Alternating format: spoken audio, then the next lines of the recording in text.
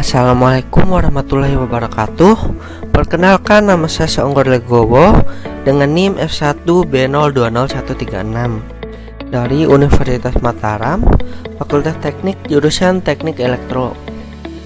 Di sini saya akan menjelaskan materi dari Technopreneurship, yaitu mengembangkan ide Technopreneurship. Saja syarat produk sukses dalam usaha baru, yaitu persyaratan yang pertama dan yang penting adalah usaha baru tersebut haruslah mampu bersaing di pasar yang ada sehingga dapat bertahan untuk kedepannya. Kemudian yang kedua, berusaha mencari ide yang memenuhi kriteria-kriteria berikut ini. Kriteria yang pertama adalah produk memenuhi kebutuhan yang belum terlayani. Kriteria ini muncul karena kebanyakan orang tidak mengerti tentang cara pembuatan produk untuk memenuhi kebutuhan yang ada. Adanya kebutuhan yang belum disadari dan adanya kebutuhan yang belum muncul. Sebagai contohnya adalah aplikasi ojek online, di mana sebelumnya orang-orang akan membuang banyak waktu mereka untuk menunggu ojek. Tetapi berkat adanya ojek online, hal tersebut dapat dihindari sekarang dan waktu kita akan lebih efisien. Selanjutnya adalah produk memenuhi kebutuhan pasar di mana permintaan melebihi suplai. Dan yang ketiga, produk lebih unggul dari produk sejenis yang sudah ada dengan cara peningkatan desain dan harga lebih murah. Sebagai contohnya yaitu produk-produk dari Cina, di mana produk mereka tersebar luas di seluruh dunia. Sebagai contoh produknya yaitu produk smartphone Xiaomi, di mana Xiaomi dapat mengungguli Apple dari Amerika. Kemudian ide potensial. Menurut Karger dan Murdik, terdapat dua pendapat kunci untuk mengidentifikasi ide usaha, yaitu yang pertama, identifikasi suatu kebutuhan beserta produk yang mampu memuaskan kebutuhan tersebut, atau mencari ide produknya dan pikirkan cara mengembangkan kebutuhan yang dipenuhi produk tersebut. Kemudian cara untuk mendapatkan ide usaha.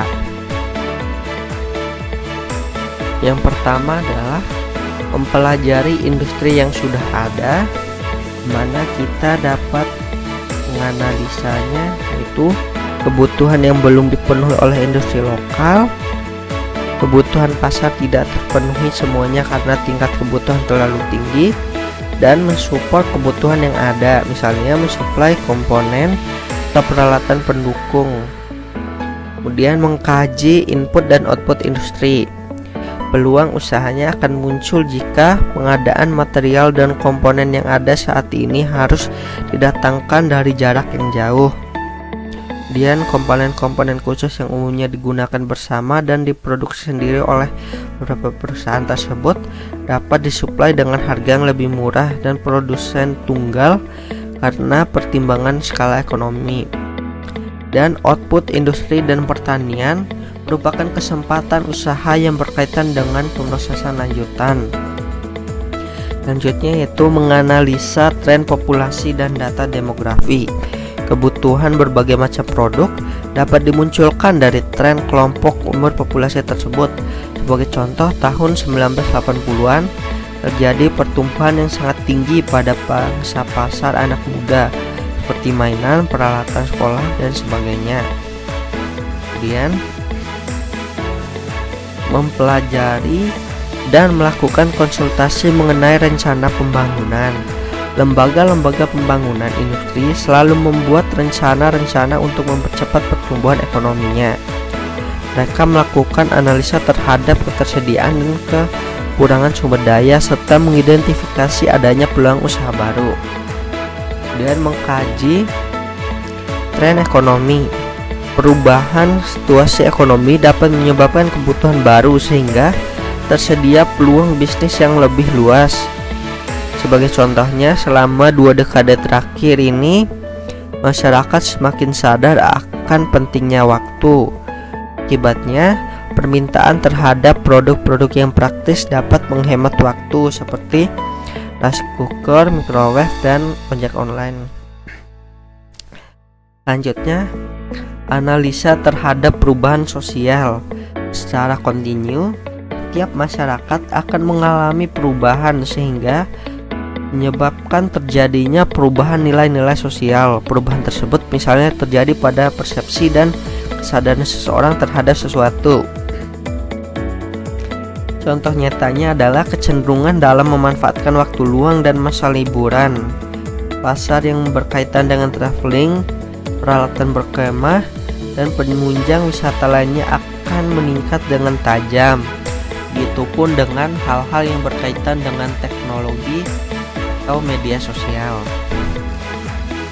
Dan yang terakhir yaitu mengkaji pengaruh aturan baru.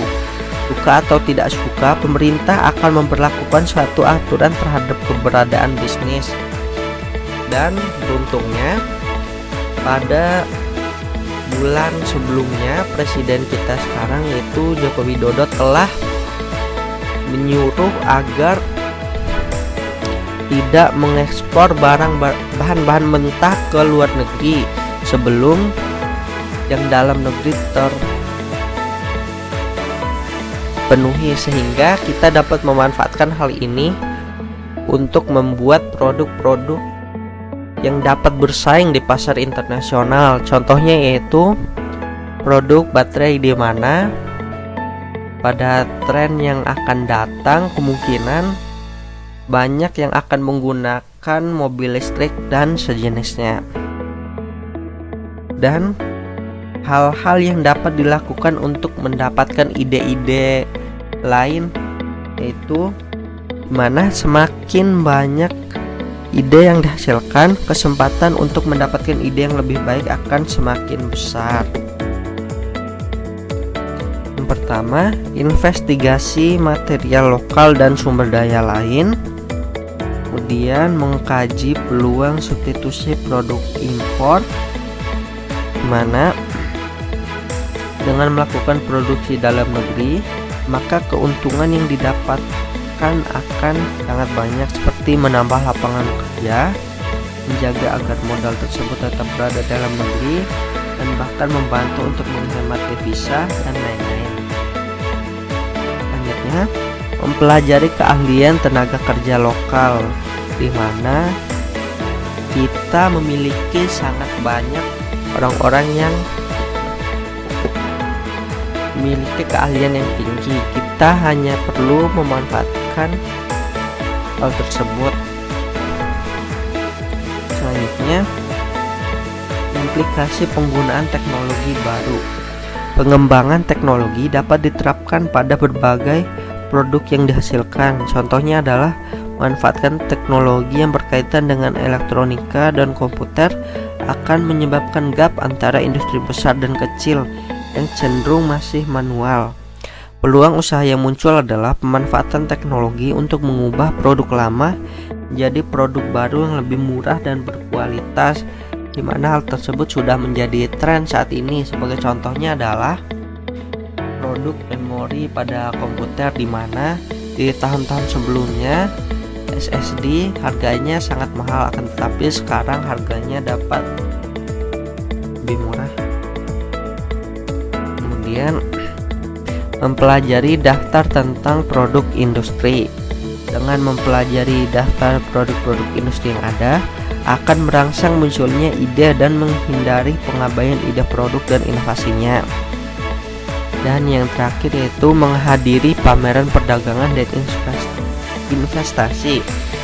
Asosiasi industri perdagangan biasanya selalu mempromosikan produk terbaru dan yang lebih canggih pada pameran regional maupun tingkat nasional. Dari sini, kita akan mendapatkan gambaran tentang prospek pengembangan produk dan pola trennya di masa sekarang dan yang akan datang. Selanjutnya yaitu format checklist yang diusulkan oleh Clifton 1977. Yang pertama yaitu market atau pasar, di mana kita dapat menganalisinya berdasarkan faktor-faktor yang mempengaruhi penjualannya, yaitu ukuran market, hubungan produk dengan kebutuhan, kekuatan dan dominasi dalam berkompetisi, dan lain-lain. Selanjutnya, potensi pertumbuhan pasar.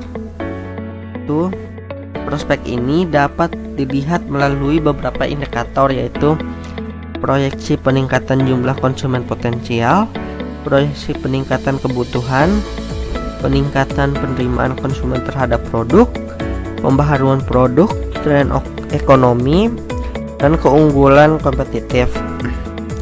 Selanjutnya adalah biaya, di mana faktor yang menyebabkan biaya menjadi lebih tinggi adalah biaya bahan baku, biaya tenaga kerja, biaya distribusi, biaya penjualan, efisiensi produk, proses produksi, biaya pelayanan, jaminan dan komplain konsumen, dan biaya hak paten dan lisensi, sehingga kita dapat